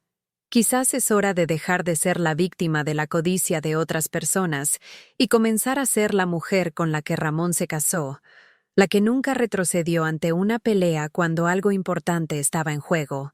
Las palabras del padre Morales resuenan en mi mente durante 3 días, ganando fuerza como una oración repetida, hasta que se convierte en parte de los latidos de tu corazón. A veces Dios obra a través de las personas más inesperadas para proteger a quienes necesitan protección. Me encuentro preguntándome quiénes podrían ser estas personas inesperadas, escudriñando rostros en la tienda de abarrotes y en la oficina de correos como si la intervención divina pudiera llegar con un disfraz familiar. La respuesta llega un miércoles por la mañana en la forma de Tomás, de pie en mi porche con un ramo de rosas amarillas, y la misma sonrisa amable que hizo que mi corazón se acelerara hace 45 años, cuando éramos jóvenes profesores en diferentes escuelas de Guadalajara. Antes de Ramón, antes del matrimonio y los hijos y la vida segura y predecible que elegí sobre la apasionada incertidumbre que Tomás representaba. «Hola, Margarita», dice, con la voz que transmite la cálida cautela de alguien que ha ensayado este momento muchas veces, pero aún se siente nervioso por la recepción que podría recibir. «Espero que no te importe que pase a verte sin avisar. Me enteré por el rumor de la parroquia de que podrías estar pasando por un momento difícil». Tomás se jubiló hace 5 años de su puesto de detective de la Fiscalía de Jalisco, 37 años de investigación de delitos contra las poblaciones ancianas y vulnerables. Su esposa, Patricia, murió de cáncer hace 3 años, dejándolo solo en una casa que probablemente se siente demasiado grande y demasiado silenciosa, como la mía. Nos hemos intercambiado saludos educados en la misa dominical durante años. Dos personas viudas que navegan por la complicada dinámica social de una comunidad eclesiástica, donde la mayoría de las relaciones se construyen en torno a parejas y familias. Pero al verlo ahora en mi puerta, recuerdo al hombre que una vez escribió poesía en servilletas durante nuestras citas de café, que podía discutir a Dostoyevsky y Dickinson con la misma pasión, que me hacía reír hasta que me dolían los costados con historias sobre las interpretaciones creativas de sus alumnos de la historia de Estados Unidos. Era brillante y divertido y completamente dedicado a la justicia, el tipo de hombre que se convirtió en oficial de policía porque realmente creía en proteger a las personas que no podían protegerse a sí mismas. Tomás, qué grata sorpresa, digo, haciéndome a un lado para dejarlo entrar. Por favor, pasa. Pondré estas hermosas flores en agua. Me sigue a la cocina, sus ojos captando detalles con las habilidades de observación entrenadas de alguien que pasó décadas reuniendo pruebas y leyendo escenas del crimen. Me pregunto qué ve. Una anciana que vive sola en una casa que es demasiado grande para sus necesidades, o una adulta competente que mantiene su hogar con la misma atención cuidadosa que siempre ha prestado a todo lo importante en su vida. Margarita, quiero que sepas que lo que estoy a punto de decir proviene de una preocupación genuina, no de una curiosidad ociosa. Comienza, sentándose en la silla de la cocina que se ha designado para las visitas desde la muerte de Ramón. El padre Morales mencionó que tu familia te está presionando para que te mudes a un centro de vida asistida, basándose en algún tipo de evaluación médica. Está preocupado por ti. El alivio de poder hablar honestamente con alguien que realmente podría entender es tan abrumador que me encuentro contándole a Tomás todo. La evaluación obligatoria, las conclusiones predeterminadas del doctor Vargas, las motivaciones financieras de Miguel y Vanessa, mis crecientes dudas sobre mi propia competencia mental. Escucha con la completa atención de alguien entrenado para recopilar hechos e identificar patrones, haciendo preguntas ocasionales que ayudan a aclarar la línea de tiempo y la secuencia de eventos. Margarita, quiero que entiendas algo, dice Tomás cuando termino mi relato. Lo que estás describiendo suena exactamente a abuso financiero de ancianos. Investigué docenas de casos como este durante mi carrera. Hijos adultos que manipulan las evaluaciones médicas para obtener el control de los bienes de los padres ancianos. Es más común de lo que la mayoría de la gente cree, y es completamente ilegal. Abuso financiero de ancianos. El término clínico transforma mi pesadilla personal en un delito reconocible, con patrones establecidos y recursos legales. Durante semanas, me he estado ahogando en la vergüenza y la duda, preguntándome si mi resistencia a los planes de mi familia era egoísta o irracional. Pero Tomás me dice que mis instintos eran correctos. No estoy perdiendo la cabeza. Estoy siendo victimizada por personas que están explotando mi confianza y mi amor para su propio beneficio financiero. Pero tienen un informe médico, protesto. El doctor Vargas es un médico con licencia. Seguramente su evaluación tiene más peso que mi palabra contra la suya. La expresión de Tomás se endurece con la ira particular de alguien que ha visto a demasiadas personas inocentes destruidas por profesionales corruptos. Margarita, déjame contarte sobre el doctor Ignacio Vargas. Su nombre ha pasado por mi escritorio más veces de las que me gusta contar. Es parte de una red de proveedores de atención médica que se especializan en proporcionar justificación médica a los miembros de la familia que quieren obtener el control de los bienes de los parientes ancianos. Saca su teléfono y me muestra un artículo de noticias de hace 6 meses sobre una investigación federal sobre esquemas de abuso de ancianos que involucran a geriatras corruptos.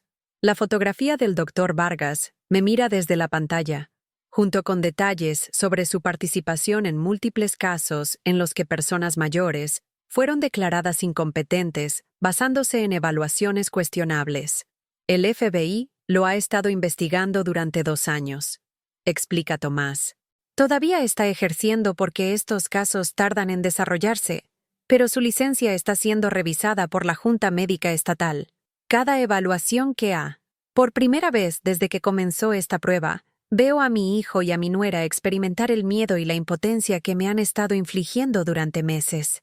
Además, continúa Tomás, consultando sus notas con la precisión metódica de alguien que presenta pruebas a un jurado, he documentado varias conversaciones entre tu hijo y el doctor Vargas que tuvieron lugar antes de la evaluación, conversaciones en las que se discutieron y arreglaron conclusiones específicas de antemano.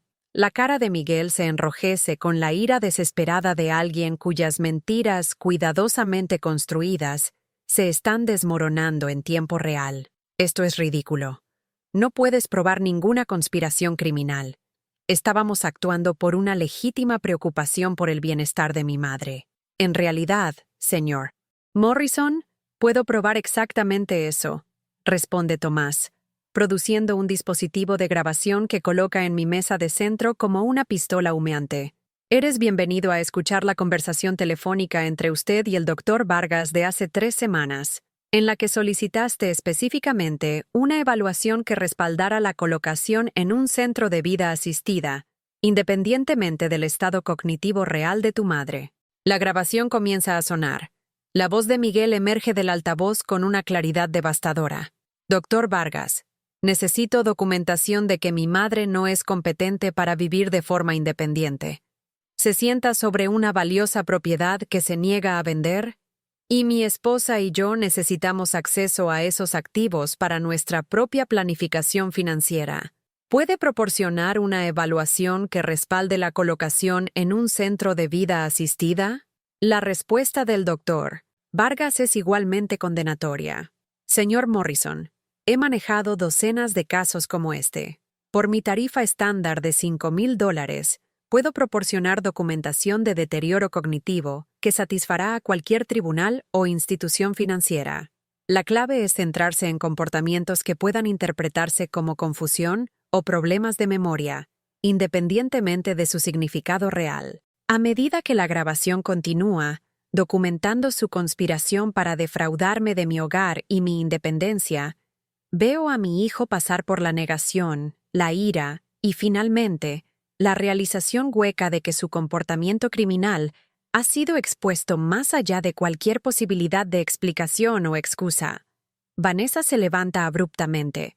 Su compostura finalmente se quiebra bajo el peso de la evidencia que podría destruir su cómodo estilo de vida suburbano. Miguel, nos tenemos que ir.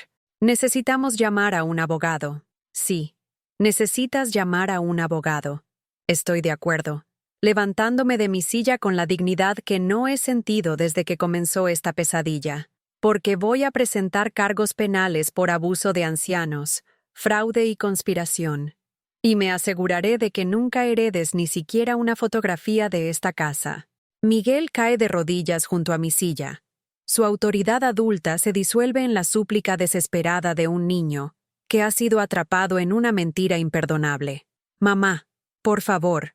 Cometí un error. Fui codicioso. Me equivoqué. Pero sigo siendo tu hijo. No destruyas mi vida por esto. Mirándolo hacia abajo, siento algo que nunca esperé experimentar hacia mi propio hijo. Un desapego emocional completo de su sufrimiento. Durante meses, manipuló mi amor maternal para facilitar su robo. Usó mi confianza como un arma contra mi independencia. Explotó mi deseo natural de creer lo mejor de la familia para casi destruir mi vida. Miguel, digo, con la voz que transmite la tranquila autoridad de alguien que ha encontrado la paz en medio de la traición. Te perdono porque eso es lo que Jesús exige de aquellos que lo siguen. Pero el perdón no significa permitir tu comportamiento criminal ni pretender que tus acciones no hayan revelado exactamente en quién has elegido convertirte. Camino hacia la repisa donde mi Biblia se encuentra junto a la fotografía de Ramón, abriendo un pasaje que marqué hace años durante un período particularmente difícil en nuestro matrimonio. Son fuertes y valientes. No teman ni se aterroricen, porque el Señor su Dios va con ustedes. Nunca los dejará ni los abandonará. Pasé meses cuestionando mi propia mente, dudando de mi competencia, preguntándome si el amor me exigía que renunciara a todo lo que Ramón y yo construimos juntos para satisfacer tu codicia. Continúo, dirigiéndome no solo a Miguel, sino a la versión de mí misma que casi sucumbió a su manipulación. Pero Dios no me creó para ser víctima del egoísmo de otras personas. Me creó para defender la verdad, para proteger lo sagrado, para resistir a aquellos que robarían en nombre del amor. Tomás está a mi lado. Su presencia es a la vez protectora y afirmativa. Señor Morrison, señora Morrison, tienen 24 horas para comunicarse con los agentes del FBI que investigan la operación del Dr. Vargas y hacer los arreglos necesarios para cooperar plenamente con su investigación. Si deciden no cooperar voluntariamente, se emitirán órdenes de arresto en su contra por cargos federales. Al salir de mi casa, por lo que sé que será la última vez, siento algo que no he experimentado desde la muerte de Ramón. Completa fe en mi propio juicio, absoluta confianza en mi derecho a vivir como elijo y perfecta paz con decisiones tomadas desde la fuerza en lugar del miedo. Esa noche, arrodillada ante el crucifijo que ha sido testigo de 41 años de oraciones en esta casa, doy gracias por la liberación que no podría haber imaginado cuando comenzó esta prueba. Gracias, Señor, por mostrarme que la resistencia al mal no es anticristiana. Es esencial. Gracias por enviar a Tomás para ayudarme a luchar, por darme el coraje que no sabía que poseía, por demostrar que, incluso a los 78 años, no soy impotente contra aquellos que destruirían lo que es sagrado. El silencio que sigue se siente diferente a cualquier quietud que haya experimentado en esta casa, no el vacío del abandono, sino la plenitud de la presencia divina y la posibilidad infinita. Soy libre. Las semanas siguientes al enfrentamiento se desarrollan como una lenta resurrección, cada día trayendo nueva evidencia de que mi vida me pertenece de nuevo. Por primera vez en meses, me despierto cada mañana no con temor a la manipulación fresca que me espera, sino con una curiosidad genuina sobre cómo Dios podría elegir bendecir este día. La casa también se siente diferente. Ya no es una fortaleza bajo asedio, sino un santuario restaurado a su propósito legítimo como lugar de paz, oración y gracia abundante. Tomás se ha convertido en una presencia diaria en mi vida, no como un interés romántico. Ambos somos demasiado mayores y demasiado sabios para complicar nuestra amistad con expectativas de pasión, sino como un compañero que comprende que la soledad no tiene que significar aislamiento, que dos personas pueden compartir café y conversación y encontrar en la compañía mutua un reflejo del amor divino que sostiene sin exigir posesión. Margarita, he estado pensando, dice una mañana mientras estamos sentados en mi cocina viendo a los cardenales pelear por el territorio en el comedero para pájaros que Ramón instaló hace 15 años. Hay un centro de retiros en las montañas de la Sierra Gorda que ofrece programas específicamente para personas de nuestra edad que están pasando por grandes transiciones en la vida. Lo dirigen las hermanas franciscanas, muy espirituales, pero no dogmáticas. Considerarías ir. Por primera vez desde que comenzó esta prueba, veo a mi hijo y a mi nuera experimentar el miedo y la impotencia que me han estado infligiendo durante meses. Además, continúa Tomás, consultando sus notas con la precisión metódica de alguien que presenta pruebas a un jurado, he documentado varias conversaciones entre tu hijo y el Dr. Vargas que tuvieron lugar antes de la evaluación. Conversaciones en las que se discutieron y arreglaron conclusiones específicas de antemano. La cara de Miguel se enrojece con la ira desesperada de alguien cuyas mentiras, cuidadosamente construidas, se están desmoronando en tiempo real. Esto es ridículo. No puedes probar ninguna conspiración criminal. Estábamos actuando por una legítima preocupación por el bienestar de mi madre. En realidad, señor Morrison, puedo probar exactamente eso, responde Tomás, produciendo un dispositivo de grabación que coloca en mi mesa de centro como una pistola humeante. Eres bienvenido a escuchar la conversación telefónica entre usted y el Dr. Vargas de hace 3 semanas, en la que solicitaste específicamente una evaluación que respaldara la colocación en un centro de vida asistida, independientemente del estado cognitivo real de tu madre. La grabación comienza a sonar. La voz de Miguel emerge del altavoz con una claridad devastadora. Dr. Vargas, necesito documentación de que mi madre no es competente para vivir de forma independiente. Se sienta sobre una valiosa propiedad que se niega a vender Y mi esposa y yo necesitamos acceso a esos activos para nuestra propia planificación financiera. ¿Puede proporcionar una evaluación que respalde la colocación en un centro de vida asistida? La respuesta del Dr. Vargas es igualmente condenatoria. Señor Morrison, he manejado docenas de casos como este. Por mi tarifa estándar de $5,000, puedo proporcionar documentación de deterioro cognitivo que satisfará a cualquier tribunal o institución financiera. La clave es centrarse en comportamientos que puedan interpretarse como confusión o problemas de memoria, independientemente de su significado real. A medida que la grabación continúa, documentando su conspiración para defraudarme de mi hogar y mi independencia, veo a mi hijo pasar por la negación, la ira y, finalmente, la realización hueca de que su comportamiento criminal ha sido expuesto más allá de cualquier posibilidad de explicación o excusa. Vanessa se levanta abruptamente. Su compostura finalmente se quiebra bajo el peso de la evidencia que podría destruir su cómodo estilo de vida suburbano. Miguel, nos tenemos que ir. Necesitamos llamar a un abogado. Sí, necesitas llamar a un abogado. Estoy de acuerdo. Levantándome de mi silla con la dignidad que no he sentido desde que comenzó esta pesadilla. Porque voy a presentar cargos penales por abuso de ancianos, fraude y conspiración. Y me aseguraré de que nunca heredes ni siquiera una fotografía de esta casa. Miguel cae de rodillas junto a mi silla.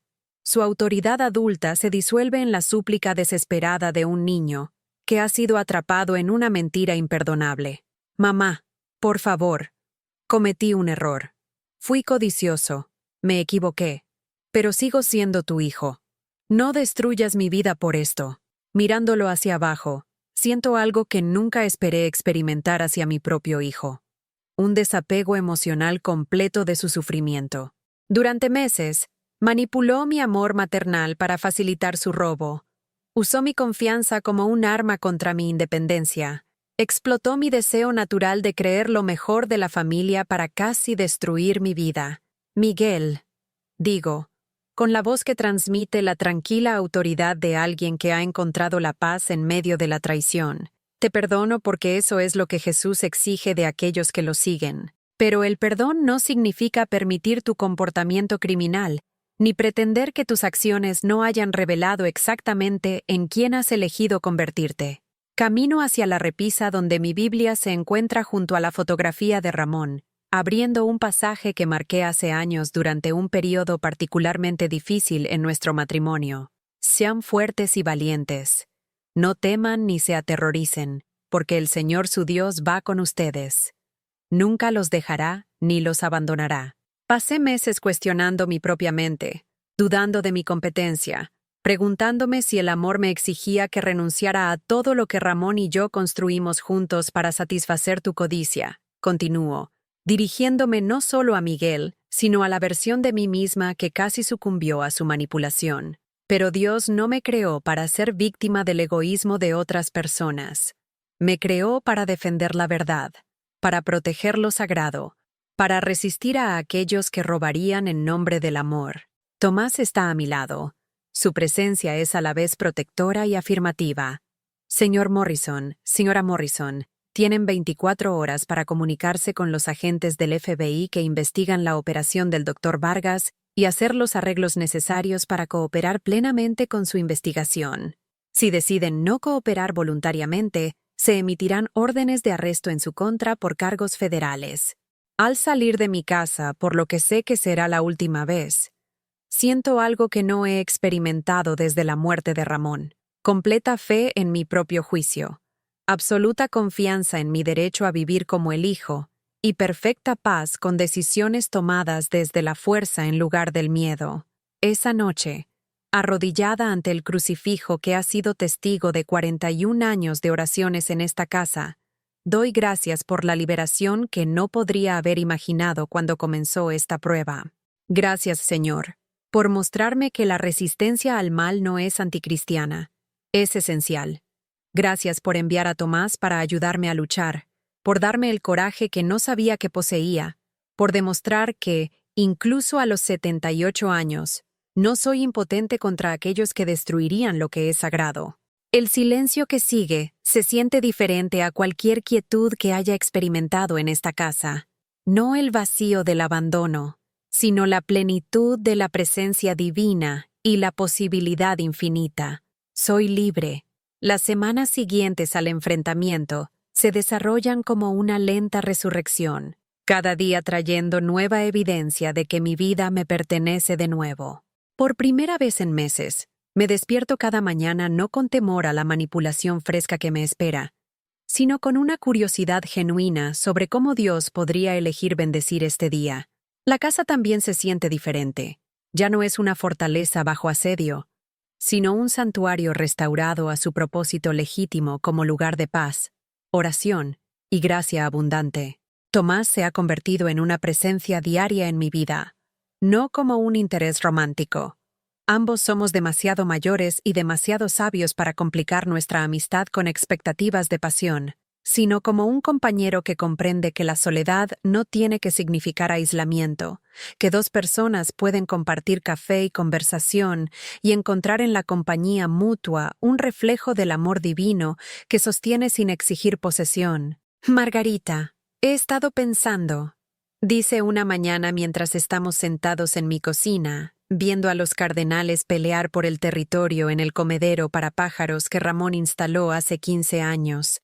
Hay un centro de retiros en las montañas de la Sierra Gorda que ofrece programas específicamente para personas de nuestra edad que están pasando por grandes transiciones en la vida. Lo dirigen las hermanas franciscanas, muy espirituales, pero no dogmáticas. ¿Considerarías ir devoción? Mi casa se ha convertido en un lugar de encuentro para amistades que nunca tuve tiempo de cultivar, cuando mi energía se consumía tratando de satisfacer las imposibles expectativas de mi hijo. La señora Chen y yo organizamos cenas semanales para otras viudas del vecindario, transformando mi comedor en un lugar donde se comparten historias. Resuena la risa y la sabiduría del corazón roto.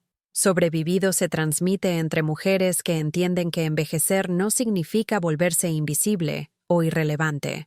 Tomás y yo hemos desarrollado una rutina cómoda de actividades compartidas que honran tanto nuestra independencia como nuestra compañía.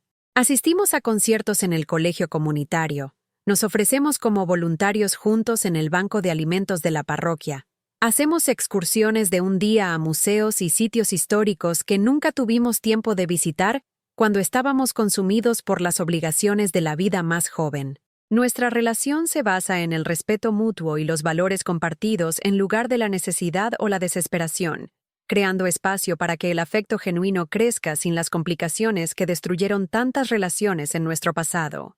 Margarita, dice una noche mientras estamos sentados en la terraza trasera que Ramón construyó, observando cómo la puesta de sol pinta el cielo con tonos de rosa y oro. Quiero que sepas que verte reclamar tu vida ha sido una de las experiencias más inspiradoras de mi jubilación. Me has mostrado lo que significa envejecer con gracia y coraje. 6 meses después del enfrentamiento que salvó mi hogar y mi cordura, recibo una carta de Miguel, no una llamada telefónica ni una visita inesperada, sino una comunicación cuidadosamente escrita que reconoce la gravedad de sus acciones y expresa un remordimiento genuino por el dolor que causó. Se declara culpable de los cargos federales de conspiración, a cambio de cooperar con la investigación que resultó en el arresto del Dr. Vargas y el enjuiciamiento de docenas de familias que participaron en esquemas similares. Mamá, escribe, sé que lo siento no es suficiente para reparar el daño que le he hecho a nuestra relación, pero necesito que sepas que todos los días me despierto avergonzado de la persona en la que me convertí cuando la codicia importaba más que tu felicidad y dignidad. No espero el perdón, y no merezco una segunda oportunidad, pero espero que algún día creas que perder tu respeto me ha enseñado más sobre mis fracasos que cualquier castigo que el tribunal pudiera imponer. Al leer su carta, siento algo que nunca esperé experimentar hacia mi hijo nuevamente. La esperanza de que la redención sea posible incluso para alguien que traicionó los lazos más sagrados de la confianza familiar.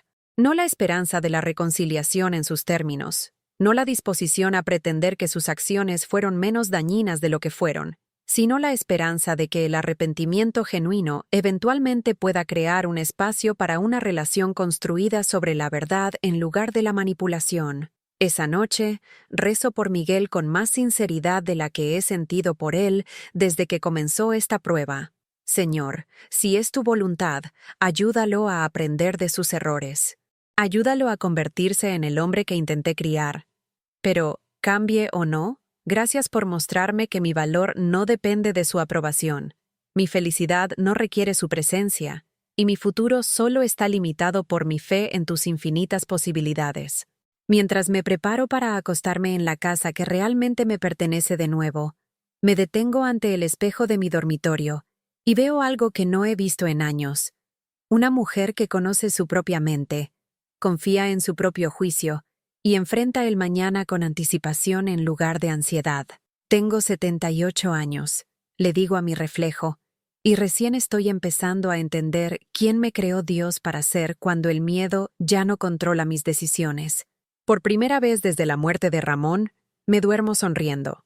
Un año después, estoy de pie en el jardín detrás de mi casa en una fresca mañana de octubre, observando a Tomás plantar bulbos de tulipanes que florecerán la próxima primavera, en colores que nunca veremos hoy, pero que confiamos traerán belleza cuando el invierno finalmente se rinda a la resurrección. La ironía no se me escapa.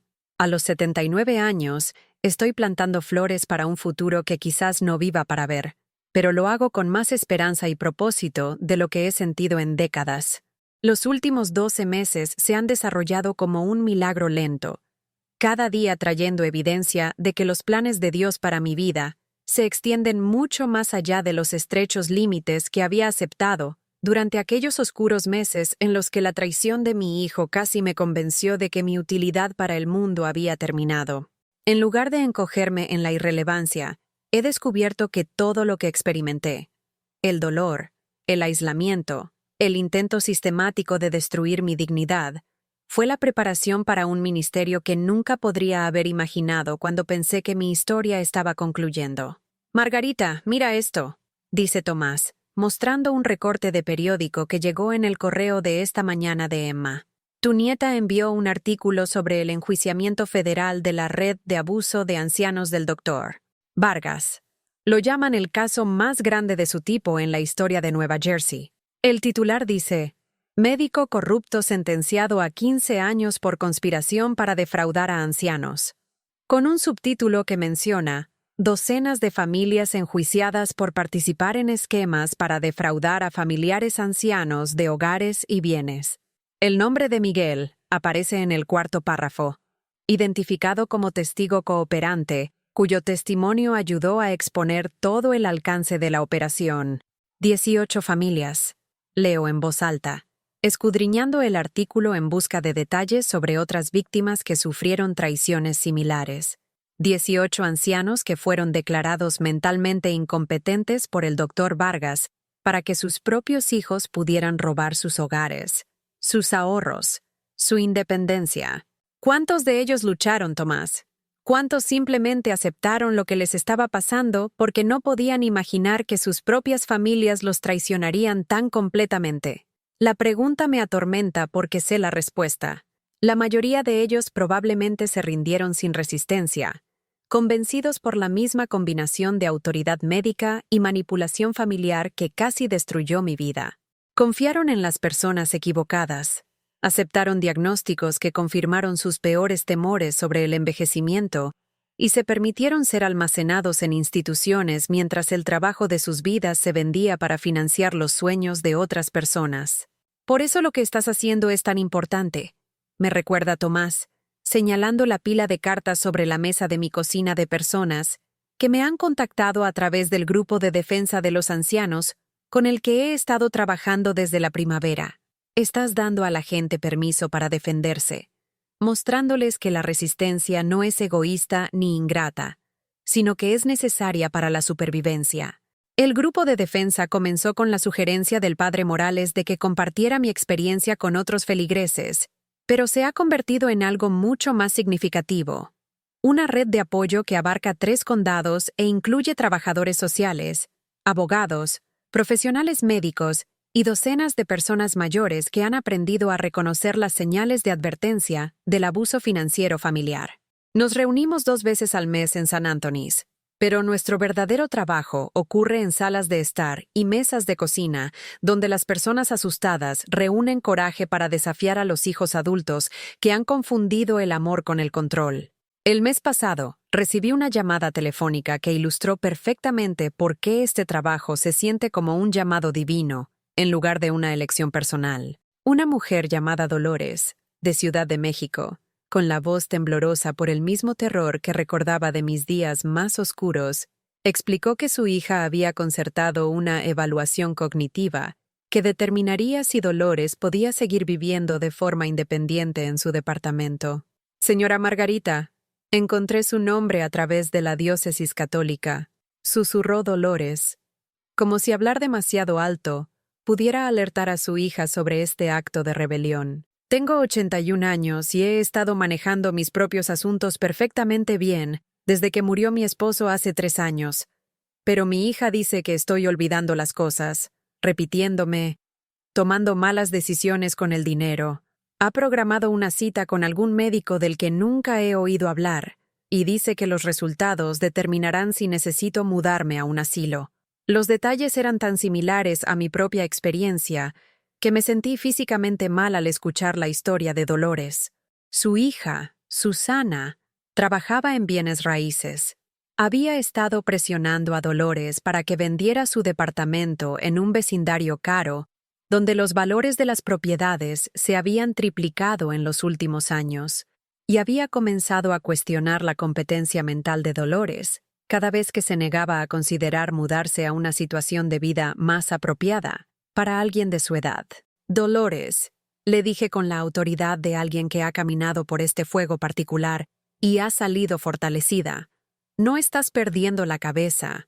Estás siendo manipulada por alguien que quiere tener acceso a tus bienes, y tienes más poder de lo que te das cuenta para evitar que esto suceda. Mafar, en el plazo de una semana, conecté a Dolores con un abogado especializado en derechos de los ancianos. Hice los arreglos para que recibiera una evaluación cognitiva legítima de un médico sin ningún incentivo financiero para llegar a conclusiones predeterminadas, y la ayudé a documentar cada conversación en la que su hija la había presionado para que vendiera su casa o cuestionara su competencia mental. El resultado fue exactamente lo que esperaba. La evaluación de Dolores confirmó su completa competencia cognitiva. Su abogado envió a su hija una carta de cese y desista amenazando con una demanda por intento de abuso de ancianos, y Dolores descubrió reservas de fortaleza que no sabía que poseía. Más importante aún, se unió a nuestro grupo de defensa, y desde entonces ha ayudado a otras 3 mujeres a reconocer y resistir una manipulación similar por parte de sus propias familias.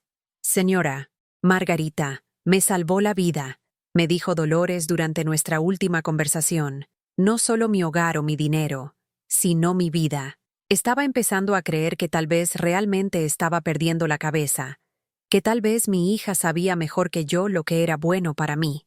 Me mostró que el amor nunca requiere la renuncia a la dignidad, y que a veces lo más cristiano que puedes hacer es defenderte de las personas que afirman estar protegiéndote.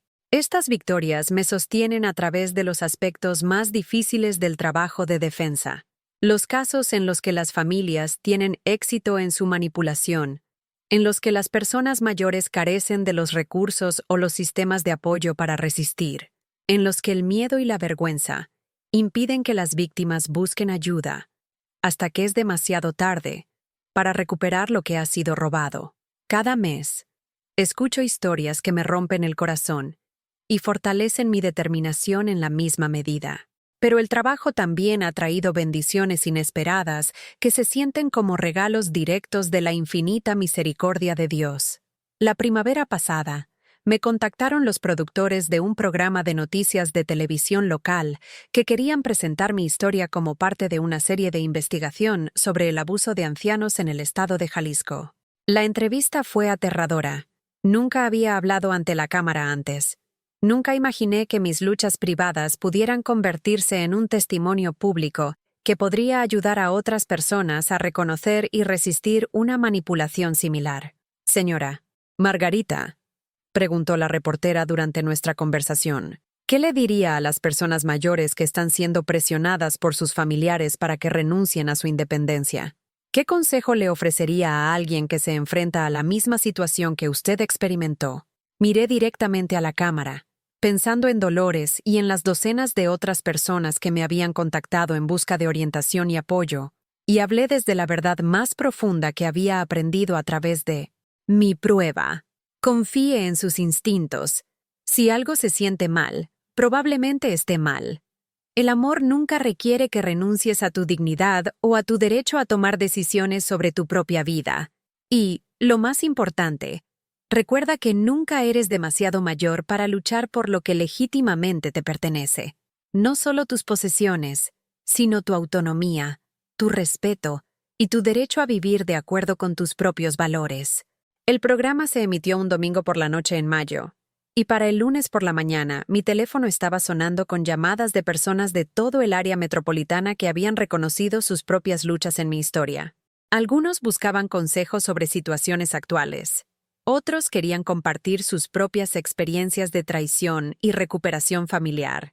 Y varios eran hijos adultos que se habían horrorizado al darse cuenta de que su propio comportamiento hacia sus padres ancianos reflejaba la manipulación que yo había descrito.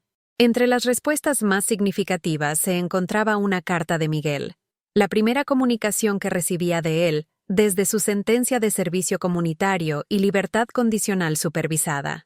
Sus palabras fueron cuidadosamente elegidas, claramente el producto de una extensa reflexión y posiblemente de orientación terapéutica.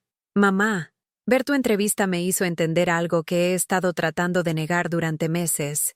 La persona que mostraste en la televisión, la mujer fuerte, inteligente y competente que luchó contra la injusticia, es exactamente quien siempre has sido. No traté de robarte tu casa porque fueras mentalmente incompetente. Traté de robarte tu casa porque yo era moralmente incompetente, porque me había convencido de que mis deseos financieros importaban más que tu felicidad y tu dignidad. Estoy agradecido de que fueras lo suficientemente fuerte como para detenerme. No solo por ti, sino por mí. Vivir con el conocimiento de que había destruido a mi propia madre habría sido peor que cualquier castigo que el tribunal pudiera haber impuesto. Al leer la carta de Miguel, experimenté algo que había pensado imposible cuando comenzó esta prueba. Un perdón genuino, que no se basaba en la negación o la habilitación, sino en el reconocimiento de que la redención sigue siendo posible, incluso para aquellos que han cometido terribles traiciones. Le respondí, no para reconciliarme de la forma en que nos habíamos relacionado antes, sino para expresar la esperanza de que su comprensión del amor pudiera evolucionar más allá de la posesión y el control para incluir el respeto y el cuidado genuino por la autonomía de los demás. Esta mañana, mientras Tomás y yo terminamos de plantar los bulbos que representan la fe en futuros que quizás no vivamos para ver, recibo una llamada telefónica que se siente como la confirmación divina de todo lo que he aprendido sobre la capacidad de Dios para transformar el sufrimiento en servicio. La persona que llama es la hermana Catherine del Centro de Retiros de la Sierra Gorda, la monja franciscana que brindó dirección espiritual durante mi retiro de sanación el otoño pasado. Margarita, tengo una maravillosa oportunidad para discutir contigo, dice, con la voz llena de emoción. Estamos desarrollando un nuevo programa para personas mayores que han experimentado traumas familiares o traiciones, y nos gustaría que consideraras servir como facilitadora del retiro. Tu combinación de experiencia vivida y sabiduría espiritual sería perfecta para ayudar a otros a encontrar sanación y propósito después de pérdidas devastadoras. La invitación se siente como la culminación de un círculo que comenzó con la traición y concluye con la oportunidad de transformar mis heridas en sabiduría que podría ayudar a otras personas heridas a encontrar el camino de regreso a la integridad.